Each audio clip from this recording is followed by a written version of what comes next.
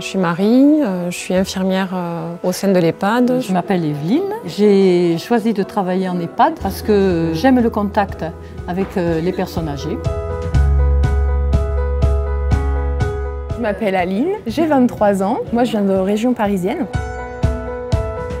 Alors à la base, je devais faire un petit remplacement de 15 jours et il se trouve que chaque fois, je suis rappelée. Comme je me plais, je reviens, je reste.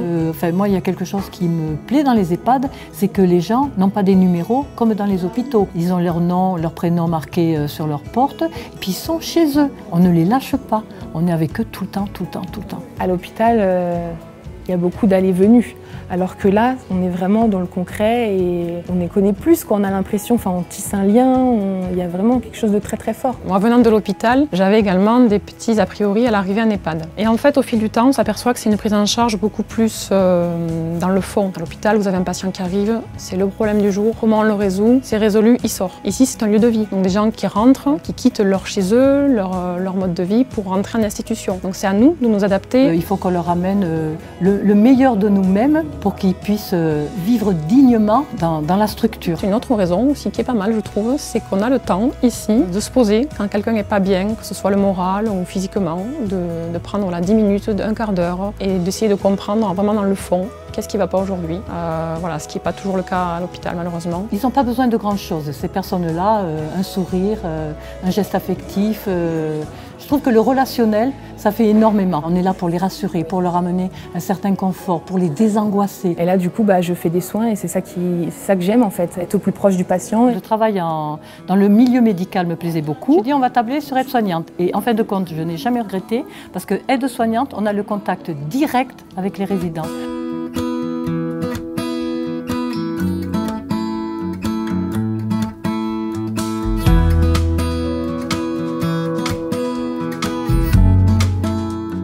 On a la chance d'avoir 3 animatrices. Très régulièrement, les activités proposées sont en lien avec la vie à la campagne, notamment les moissons à l'ancienne, faire du pain de manière traditionnelle, la récolte des châtaignes, le cidre. Avec les enfants aussi, il y a eu des échanges avec l'école où les enfants sont venus ici pour carnaval. Pareil pour le jardinage. On a un espace vert qui est très agréable à l'extérieur, un parc avec la jument, avec un jardin thérapeutique pour les résidents. Tous les ans, il y a des sorties. Un coup, c'est la pêche, un coup, c'est les petits restaurants. On est parti une semaine à la Grande Motte. Ils ont fait du bateau, du train, chose qu'ils n'avaient pas fait depuis peut-être 30 ans. Il y a le petit train à Bozoul et ils le font et ça, j'ai trouvé ça vachement chouette parce qu'en région parisienne, on ne peut pas faire des choses comme ça, quoi. Par rapport à ce que j'ai pu voir dans d'autres endroits, il y a plus de postes animation. Il y a des endroits où vous avez 2 après-midi d'animation par semaine. Ici, il y a tous les jours une animatrice, y compris les jours fériés. Ça fait partie des petits plus, puisque souvent ce qui se passe, c'est qu'il y a une animatrice qui s'occupe des résidents en EHPAD, pendant qu'une autre s'occupe de ceux qui sont à l'unité. Donc ça permet quand même d'avoir plusieurs activités à plusieurs endroits. C'est une activité artistique. On fait appel à quelqu'un de l'extérieur. C'est juste pour leur faire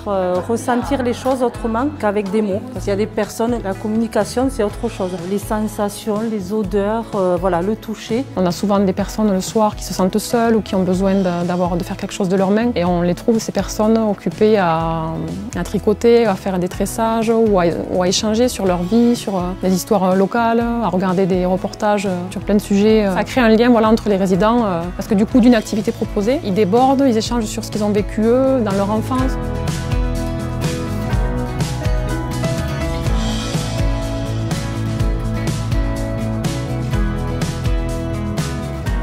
En région parisienne, quand j'ai travaillé, on était amené à faire beaucoup de choses. Le glissement de tâches, qu'on appelle ça comme ça, il n'y en a pas ici. Chacun a son rôle, chacun a ses tâches. Et du coup, c'est pour ça que ça fonctionne bien. On a le temps ici de prendre un bon repas. La cuisine est quand même... c'est bon, il faut le dire. C'est agréable de pouvoir prendre le temps de se poser, recharger les batteries autour de mon repas avec les collègues. Et également de voir les résidents, de voir qu'ils ont un repas qui est quand même de meilleure qualité qu'à l'hôpital.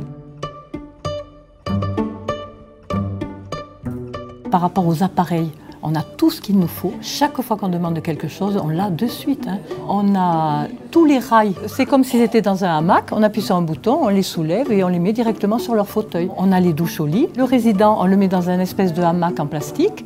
Et on a une petite douchette et ça aspire l'eau sale et le résident le douche dans son lit. On se sert d'un logiciel qui est bien fait. Dès qu'on programme un soin, ça ressort après sur le plan de soins de l'infirmière. Donc ça nous permet d'avoir vraiment un suivi au quotidien précis du patient. À mon sens, par rapport à d'autres endroits que j'ai pu voir, une prise en charge vraiment complète. Le médecin coordonnateur, même s'il n'est pas médecin traitant du patient en question, fait le lien par le biais du logiciel de soins avec le médecin traitant. Puisque ça me permet de faire le lien avec les médecins traitants qui interviennent sur la maison de retraite.